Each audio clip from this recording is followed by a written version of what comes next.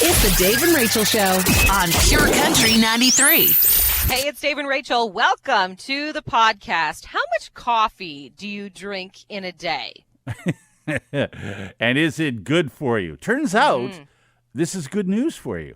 All Also, did you know one kid, that one kid in school who you just knew was going to go places? Oh, yeah. I got a story for you. Plus, on Good Idea, Bad Idea, the women's bathing suit that fits 7 sizes. What? That's awesome. And we'll start with some stuff you forgot. Oh, boy. Dave and Rachel on Pure Country 93. Nice job. Thank you, yes. You had the perfect Earth Day information update. Yes, well, today's a weather day out there. Yeah, it's Earth Day, and you picked up the trash. You sorted through the garbage. Yep. Oh yeah. You every day. Planted a garden of information. Mm-hmm. You even seemed to recycle a bit of CTV news. Nice job. Yes. Yeah. Yep. I have to. Yeah. But I'm wondering. I'm pretty sure you didn't. I know you didn't. You never do. You didn't flatten the cardboard box, did you? Oh, no, I let my husband do that, but he's not around right now. Yeah, that's right. Good thing I'm here. Good thing I'm here to... I got my work husband. Yeah, good thing I'm here to flatten your cardboard box. Here we go. The Dave and Rachel Show. And now for some stuff Rachel missed. Whoops. Yeah, all of that just to tell you that these are just a few things you didn't have. Right. Basically. Yes. Basically. Yeah. Okay. Mm-hmm. The annual shower of bright, fast meteors, the Lyrid meteor shower, was expected to hit its peak early this morning in the pre-dawn hours. So if you, look up, you can expect to see... You might be able to see some now. Well, 10 to 15 meteors per hour. I don't know. It was snowing when I came into work. So it's cloudy. It's still snowing. Yeah, we have a weather warning of a lot of snow. Come on. Prepare for heavy bursts in some locations. Come on. I know. Can't take any more of this nonsense. Oh, I hear you. All right. Okay, well, then let's move on. Even in the tallest mountain in the world isn't a total refuge from COVID. No way. The first case of COVID has been found on Mount Everest. Oh, my goodness. Yeah. How? I don't know. Somebody probably brought it there. At a base camp 17,600 feet up, the person who tested positive was airlifted to a hospital. So, wow. Even Mount Everest is not immune to COVID. Isn't that wild? That's crazy. That's wild. I can't imagine you'd have much energy to make it to that spot. I don't know. Well, anyway. How you get up that high and then go, I don't feel very... Guess what? Jeopardy has announced its final batch of guest hosts for this season, and LeVar Burton made the list. Reading Rainbow, yes. Yes, thanks to an online campaign started by fans, LeVar Burton, who wants to host, is going to get his shot. I think he would be great. Do you? Sure, yeah. I don't know. People loved Reading Rainbow. He's like an icon. Yeah, well, he's going to get a shot at it. People seem to want him to do it, so there you go. Yeah. A couple of sports stories for you this morning. I don't know if this one is really a sports story, but take it for what it's worth. At Santa Anita Park Racecourse, a wagerer was able to magically transform $64.80 into $423,000. The Rainbow Six is a bet where you correctly pick the winners of the 4th through 9th races on the card. He did it, and he got paid over $423,000. It is not the biggest win ever at Santa Anita Racetrack. That's in California, but it doesn't exactly suck either. No. Yeah. Wow. Isn't that nice? He paid $64.80 he put into it and made over $420,000. Wow. Amazing. Well, yeah, that's, I wouldn't promote gambling, but that's pretty good. Doesn't suck. Yeah. One other little sports story for you. An Illinois man honored his deceased father by bowling a perfect 300 game using a ball that contained some of his dad's ashes. Oh, boy. Well, is that honoring your dad? Is it? Is it Did really? he really? He loved bowling. I don't know. I have no idea. You There's can something. put ashes in a lot of things. I know now. that's slightly cringeworthy. Just saying. I don't know if I'd want to roll him down the. Yeah, I know. Throw him onto a. You know. It's slightly cringeworthy. People behaving badly at work. 2 police officers in the UK were caught making out in their car while one of them was on duty. Yes. Okay, that's. I don't. Jeez. Gee whiz. And Can how you about cool it? and one more for you? A guy in Italy is under investigation for skipping work, but still getting paid for 15 years. What? 15 years. Pull that off. He worked at a government hospital, and he got a total of around $650,000 in pay without ever working. No way. Police are looking for him for fraud and extortion. Did nobody ever wonder what this guy did all day? Like, didn't he have like some tasks he had to complete? I don't know. There's a good chance this guy's going to jail, but what a ride. I mean, come on. That's a long time without anyone noticing. What a great ride that is. It's the Dave and Rachel Show on Pure Country 93. What's on your mind this morning, Dave? Tupperware lids. You don't just put them on Tupperware anymore. That's what's on my mind. Yeah. Okay. Can we talk? What's on your mind? Can I get in on this? The Dave and Rachel Show on Pure Country 93. I can only sometimes put them on my Tupperware if I can find them. Oh, you see. The lids always go missing. The lids do tend to go missing. They're like socks. Yeah. It's either the lids go missing or the Tupperware itself. I mean, I always find we either have too many lids or not enough of the other ones. Mm-hmm. 6 of one, There's one whatever. lid in particular I've been looking for a long time. Really? I have no idea. Can't find it? What happened to it? Oh, I might know where it is. And it's a good one, too. Is it a good one? Yeah. I think during this situation that we find ourselves in where we're stuck at home because we can't go anywhere, there's nowhere to go. Mm-hmm. That people are... my neighbor came up to me while I was cutting my grass last week on Saturday. But she was out on the street and I'm in my driveway and she stopped. We had a little conversation and she said, "Oh, your lawn's looking good." I said, well, it's working. It's still not great. And, I'm trying to bring it around and now it's snowed. You got the best lawn in the neighborhood. No, I really don't. About? But I'm always working on it. Anyway, she said, "I am so disappointed in my lawn. Something has to be done." And I never really noticed it before because I think I was at work. And now that I'm stuck at home, I notice my lawn, and I don't like it. Yeah. And I said, well, I can give you some tips if you want and all that stuff. So we were talking about lawns and stuff. But I think that people are, because we're stuck at home, we are trying so hard. I noticed last year, I think we even talked about this, that people were working on their outdoor space because they were home, and they normally aren't, right? Oh, yeah. I mean, renovations have been going like crazy. That's why you can't find wood anywhere. People are buying it up because everybody's home, looking at their homes and yards and saying, I hate that. I hate that. That needs to change. I need to do something about this. And just try getting a pool. Yeah.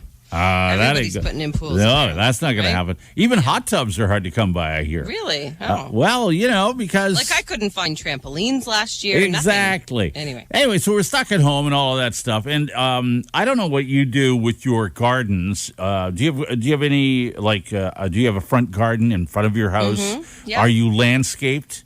What do you use to edge your garden? How do you edge it? Oh, I went to a garden, like a soil center type place, like a landscaping place, and got a bunch of rocks.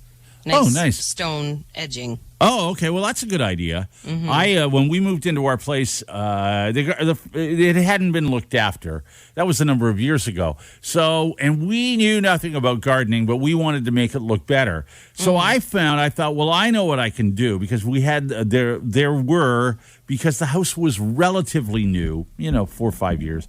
Right. There were lots of bricks kicking around, especially in the garage. Oh, yes. Left over from when the house was built, I assume. Oh. So I took the bricks and I just edged and put bricks in, and that's what I ended up edging my front gardens with. And then I ended up doing it in the back once I fixed up my back garden and all of that stuff. And so that, I just improvised. But I see people do interesting things. Like you say, you got some rocks. people edge with. You can buy the black plastic edging, and if you're really good at that stuff, it looks great, doesn't it? Yeah. Anyway, I'm out for a walk a couple days ago, and I walked by this house, and I paid particular attention to their edging in their gardens. Oh. In their front garden, their side garden, because it's right along the sidewalk. And they have a corner lot. Really? That close to the sidewalk? Yeah, right close to the sidewalk. They have a garden that runs from the edge of their lawn to the sidewalk. I don't know. And maybe that's not a bad idea, so the sidewalk plow doesn't carve up their, lawn. It would only carve up their garden. So people don't, if they're on a corner, they don't cut across, I guess. Maybe. I don't know. Anyway, I'm looking and I thought, well, that's interesting. What are those? How did they edge their garden? What are those? And as I'm walking by them, I thought to myself, are those Tupperware lids? What? They've edged their garden with Tupperware lids? Rectangular Tupperware lids. They just buried half of them in the soil? Yeah, red and white ones. I swear, Really? they are Tupperware lids. That's very ugly. That's awful. Well, I don't can't know. even imagine in what world that looks good. It catches your eye. Well, I bet. Yeah. It does. I bet it does. And then, I bet that really does. Yeah. On closer inspection, they have a tree, a tree right in the middle of their front yard. Okay. And the tree has been, planted, and there is mulch. And then they've edged the tree with round Tupperware lids. Oh, really? Oh, they've edged the tree with round plastic well, at least they're lids. Switching it up. Round plastic lids. I took a picture. I'm not making this up. Wow. Yeah. And this is in your neighborhood. Yes. Wow. Yes. That's who told them that looked good? Well, I don't know. I don't know that it doesn't look good. I'm not suggesting it doesn't look good. I think people, maybe they're trying to be artsy and creative. Well, I don't know. It catches your eye. I bet it does, yes. It would catch mine. Yeah. I'd be like, what is that? Yeah, well, maybe that's where your Tupperware... What have you seen people... I'm sure people edge their gardens with all kinds of stuff. Yeah, you used bricks. You used what you had. Yes, exactly. They obviously used what they had. I guess, but what are they... Now they got no lids for their Tupperware. Yeah, that's what I'm wondering. What are they using for their Tupperware? It's the Dave and Rachel Show on Pure Country 93. I'm just finishing my one and only cup of coffee today. Oh, you only one? Just one. I'm only having one today. I'm going to have a few. Are you? Yes. How many should you have, though? Here we go. Yeah. Dave and Rachel on Pure Country 93. What's the sweet spot for how many cups of coffee you should have in a day? I have 2 Yetis full lately. 2 Yetis full. How big's the Yeti? I don't know. 20 ounces, I think. Is it? So that's like 2 cups, like 2 actual cups. Isn't a cup 8 ounces? I don't know. I think so. I can't remember. So yeah, one cup is 8 ounces, so that's like over 2 cups in this one. Well, I do the my coffee pod thing that I have gives me a 12, and then a 6 to fill up my travel mug. Okay. So I'm doing 20, I guess.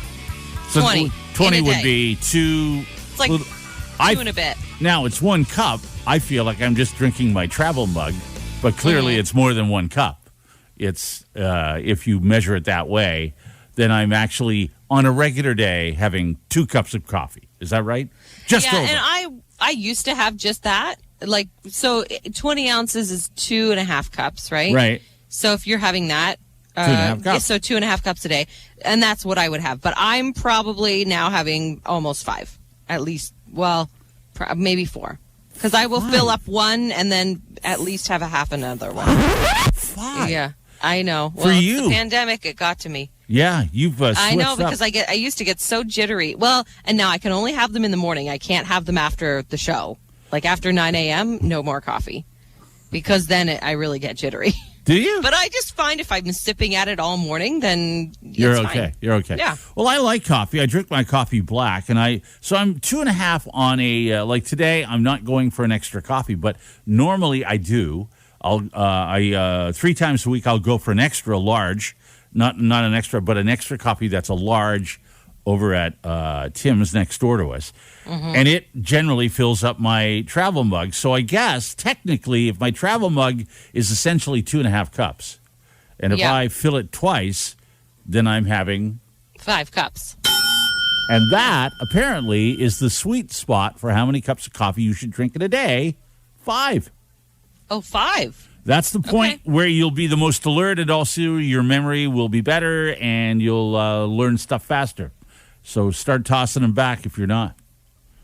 There you go. So, okay. All right. Well, because we always hear coffee's good for you, but then don't drink too much of it, right? Well, same with red wine. It's good for you, but don't drink too much of it. Well, the caffeine in the coffee can, is it addictive? Yes, it is, I'm sure. Sure. Yeah. I mean, I get headaches if I don't have enough. So, yeah, it's definitely addictive. Yeah. Well, scientists have been examining MRI scans and discovered differences in the makeup of the brains between regular coffee drinkers and those who don't drink it at all. Coffee drinkers had a more efficient brain. Oh. How about that? Well, I like that. Maybe I'm becoming more efficient with the more coffee I drink. Maybe you are. You have quicker connectivity between different areas. Oh, I hope so. So these patterns show regularly drinking coffee may give people better motor control. Wow. Well, how much coffee do you drink in a day? We have a couple of texts. Really? I don't know what this one says. 7 XL each day. 7 extra large coffees? Whoa. Every day? What do you put in your coffee? You got to be watering that coffee down. I hope you're not drinking it black. Oh, my goodness. I would never 7, sleep. That's quite a lot. I would never sleep. Yeah, do you sleep? You have to clarify that. Okay, somebody says, I drink 2 to 3 14-cup pots of coffee a day. Oh, my goodness. You drink 2 to 3 pots of coffee? How do you do that? How do you do that? I thought me having 2 of these was enough. Wow. Okay. Wow. All right. Okay, so the person having 7 XL, they're having 7 extra large double Timmies every day. If you're having doubles, that's like the same as the person having 2 to 3 pots of coffee a day. If you're having doubles, you don't really like coffee. You don't. You're just it adds flavor. See, flavor. yeah, a little. Putting sugar takes and away the coffee cream in there. My boss drinks 7 travel mugs a day and drinks it black. Oh my! I don't know how you do that. Well, 7 travel mugs a day seems way less than 2 to 3 pots of coffee. Jeez. Well, whenever I go by a Tim Hortons in the afternoon and I see the lineup at the drive-thru, I always wonder, who's getting coffee at this hour? My husband. Oh, he'll get one in the. My husband will drink coffee after dinner and be fine. I can't do that. Because I say to him, I'm like, how do you sleep? He's like, oh, I'm fine.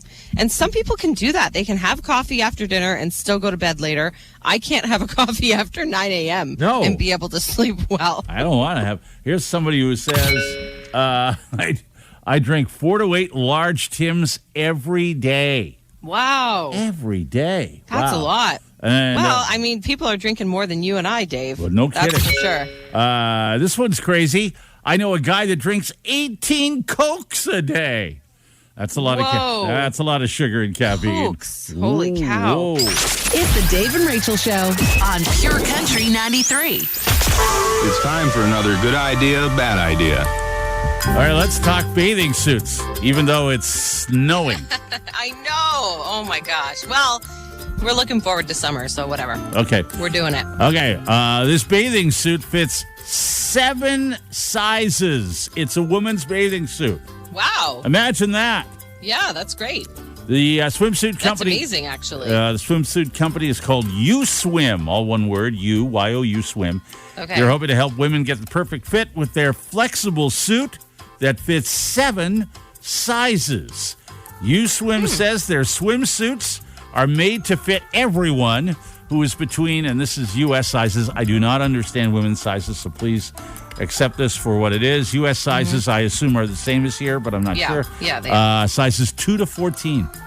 Okay, that's a lot. Sure. I mean, it's not plus sizes, but it's that 2 to 6 to 14 is a lot of. That's a big range. That's a big range. And so this one bathing suit will fit. You can buy, if you're within any of those sizes, you can buy this bathing suit and it will fit you.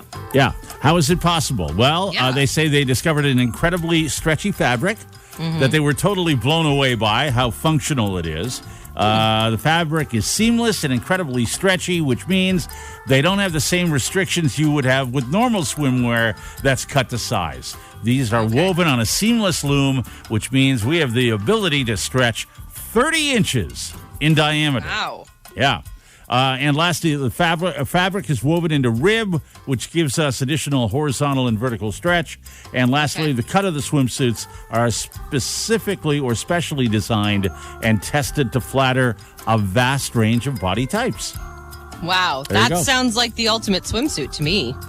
I mean, that's amazing. It sounds like the ultimate swimsuit. Swimsuit shopping is the worst thing ever. So if you can make it easier by being like, this will fit everyone or most people, great. I walk into a swimsuit. You know what I do is I walk into, I don't know, pick someplace, Sport Check. Yeah. The Bay. And I go into the swimsuit area. I find a pair of shorts that look okay. I see what size they are. Are they medium? Large? Perfect. And it usually takes me, 5 minutes. Yeah, I know. Men are pretty much, they've got it easy. Do we? I feel like there's a lot more variation with women's bodies. A lot more things we have to fit stuff over. All right. Well, okay. It's a good idea.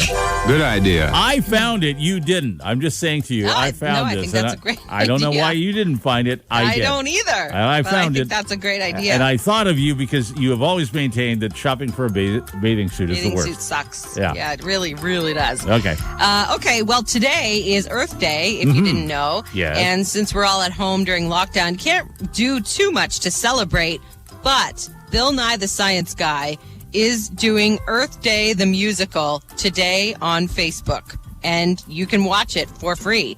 And he's going to have all kinds of artists with him, including Justin Bieber and a lot of other Ben Platt, if you know who that is.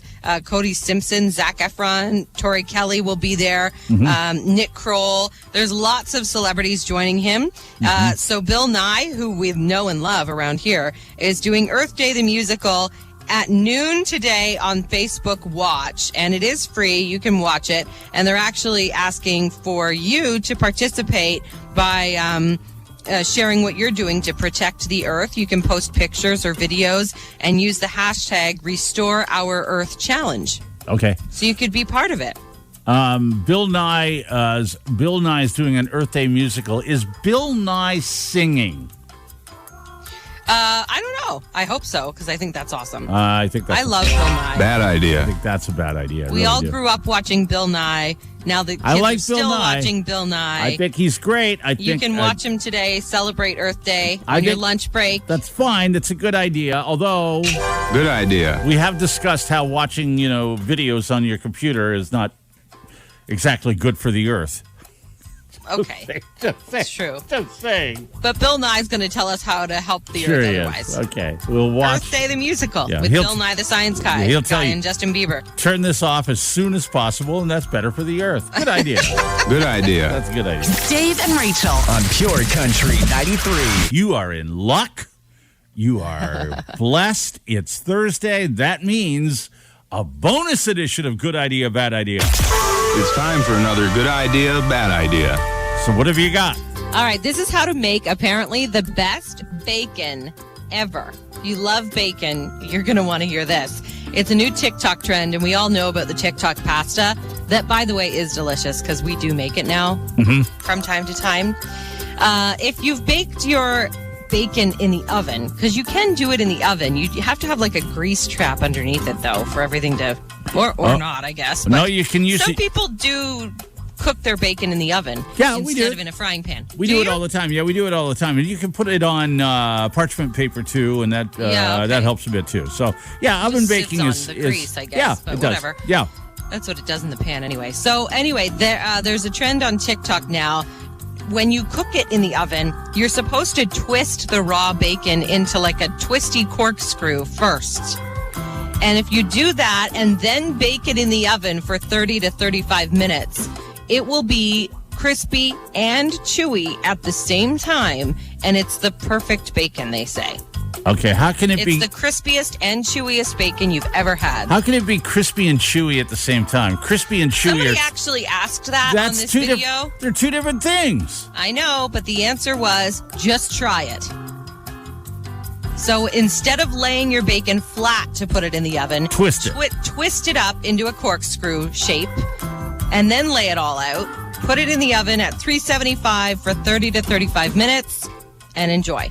Well, I'd like to know... I've never tried this, but I'm going to. All right. Well, I'd like to know someone who's tried it that can tell me that this would make it taste better, because I don't get it.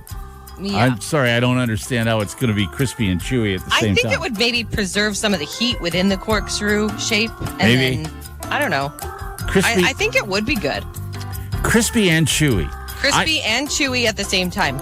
I like it crispy. I don't know. I like it crispy. I don't know if I want it chewy, but all right. Well, Good idea. I'm just apparently saying. it's great.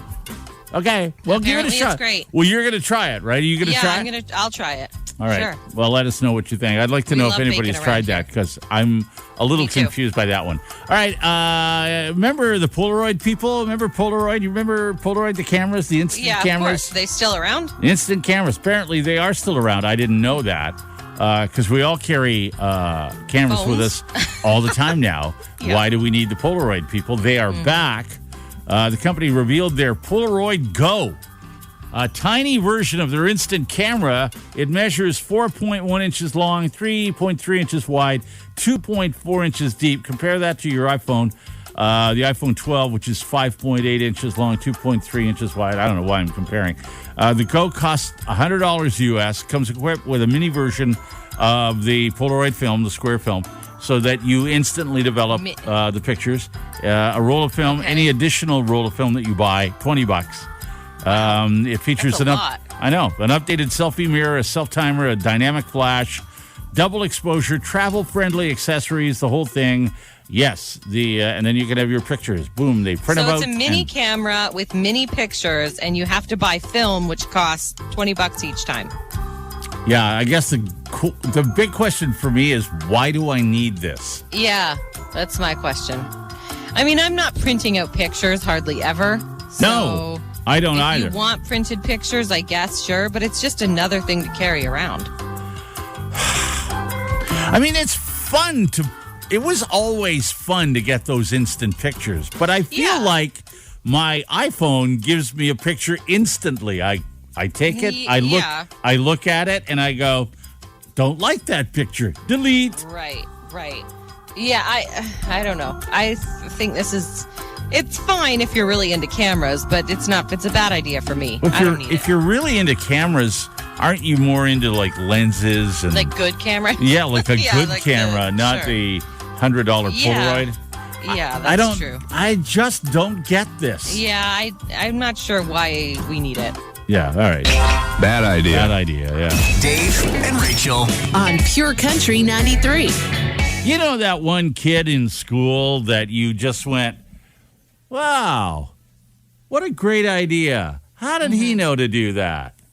Yeah. They're clever. They're not necessarily academically smart or the smartest, but they could be.